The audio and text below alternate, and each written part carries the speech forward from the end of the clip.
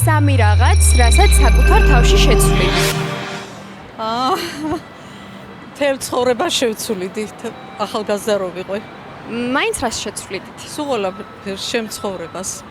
ცოტა დეტალურად რო ჩავშალოთ შეიძლება? რა ვიცი, აი პირად ცხოვრებას შევცვლიდი.